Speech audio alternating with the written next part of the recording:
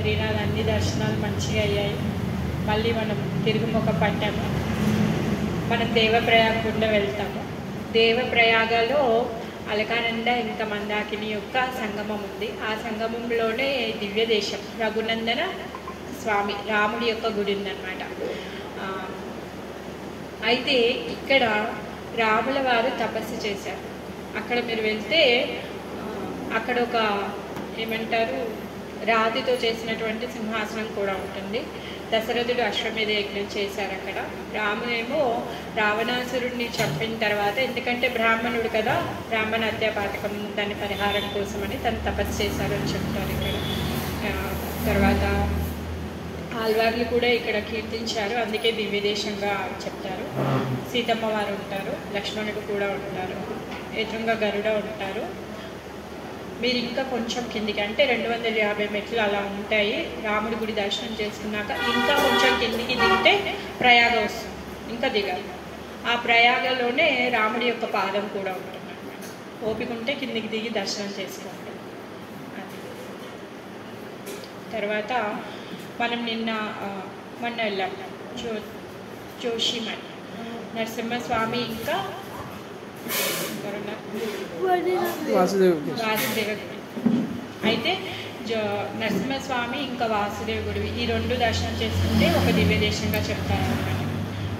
నరసింహస్వామి శాంత నరసింహస్వామి. అతను ప్రహ్లాదుడు అంటే హిరణ్యకశిపుని వధ తర్వాత ఎవరు ప్రార్థించినా కూడా తను శాంతించినప్పుడు, తర్వాత ప్రహ్లాదుడు కీర్తించిన తర్వాత తను శాంతిస్తాడు కదా, ఆ స్వరూపంతో తనకు ఉంటాడనమాట. అయితే ఇక్కడ మనం చూసుకున్నటువంటి నరసింహస్వామి విగ్రహానికి మన కలియుగ అంతానికి ఒక సంబంధం ఉందన్నమాట.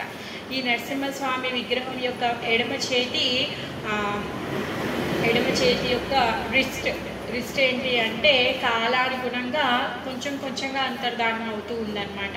ఎప్పుడైతే ఈ నరనారాయణ పర్వతాలు రెండు కలిసిపోతాయో అప్పుడు నరసింహస్వామి యొక్క ఎడమ చేయి రిస్ట్ మొత్తం లుప్తమైపోయి చెయ్యి సపరేట్ అయిపోతుంది కిందేది అనమాట అలా. సో అది కలియుగాంతానికి అదొక సంబంధం ఉంది. అక్కడే ఆదిశంకరాచార్యుల వారు కూర్చొని తపస్సు చేశారు. దానికి కొంచెం దూరంలో ఆయన మఠం ఉంటుందన్నమాట. 5 సంవత్సరాలు తను తపస్సు చేశారు. ఎవరు బద్రీనారాయణుడి యొక్క విగ్రహాన్ని మళ్ళీ ప్రతిష్టాపన చేయడానికి కోసమని. యాక్చువల్గా అక్కడ దాని పేరు జ్యోతిర్మఠ్, కాకపోతే అది కాలానుగుణంగా అది జోషిమఠ్ అయిందనమాట.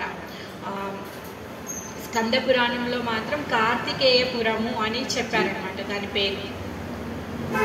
నమ్మాల్ వారు వచ్చేసి కీర్తించారు. వాసుదేవుడేమో చతుర్భుజ రూపంలో ఉన్నారు. ఆ రోజు చూశారు కదా, శ్రీదేవి భూదేవితో పాటుగా ఇంకా బలరామ సుభద్రమ్మ ఉంటారు. వెనుక సైడ్ ఏమో సంకర్షణ ఉంటారు. ఆ విధంగా ఎక్కడైతే ఆల్వార్లు కీర్తించారో దాన్ని దివ్యదేశంగా పరిగణిస్తారు. అదే కోవలో ఇప్పుడు మనం ఈ యాత్రలో 3 దివ్యదేశాలు మనం దర్శనం చేసుకున్నాము. బద్రీనాథ్ కూడా దివ్యదేశమే, అక్కడ కూడా నమ్మాల్ వారు వచ్చారు, కీర్తించారు. అయితే ఇప్పుడు మనము హరిద్వార్కి వెళ్తున్నాము. హరిద్వార్కి హరిద్వార్ అని ఎందుకు పేరు వచ్చింది? హరిద్వార్ అంటే ఏంటి అంటే హరికి పోడి అనేసి మనం ఆ రోజు గంగా హారతి చేయడానికి వెళ్ళాం కదా. పోడి అంటే మెట్టు, అంటే వైకుంఠానికి మెట్టు అన్నమాట అర్థం. మరి వైకుంఠానికి మెట్టు ఎలా అయింది అంటే యాక్చువల్గా దక్ష ప్రజాపతి యొక్క రాజ్యం. దక్ష ప్రజాపతి ఎవరు? శివుడి మామగారు, సతీదేవి వాళ్ళ నాన్న. దక్షుడికి సతీదేవిని శివుడికి ఇచ్చి పెళ్లి చేయడం అసలు ఇష్టం. వాళ్ళ నాన్న బ్రహ్మ చెప్పారు అని చెప్పేసి నాన్న మాట కాదనలేక శివుడికి ఇచ్చి పెళ్లి చేస్తాడు. ఎందుకంటే దక్షుడు ఏమనుకుంటూ ఉన్నాడు అంటే శివుడికి ఆయనకి తగ్గ ఐశ్వర్యం లేదు అనేసి అనుకుంటున్నాడు. ఎందుకు? శివుడి యొక్క వేషం ఎప్పుడు చూసినా తను ఎలా ఉంటాడు? బైరాగిలా ఉంటాడు, ఒక ఇల్లు లేదు, చెట్టు కింద కూర్చొని ఉంటాడు.